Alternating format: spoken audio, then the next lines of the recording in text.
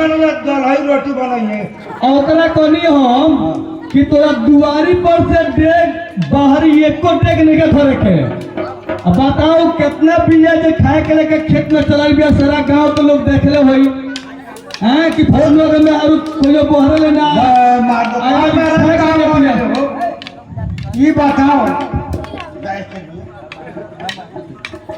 बताओ जो नाम लौकी खा का खेत में लिया तो क्या देखो पहले इनकर बहुत खा के ले चले लुका हो। हाँ जी।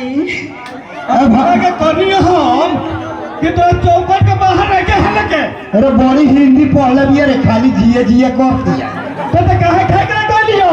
सारा गांव के लोग देख लेगे फला लोग में और खा के लेके जात दिया हैं। कहे ना कुछ कमी से कोई आला ठीक बाबू सौती बाड़ी तो वही जब बाड़ी इनो काम ना करेगी तो हम ना आए कोनो दिक्कत से तो हम आता ढेर मत बोलूं ठीक बा।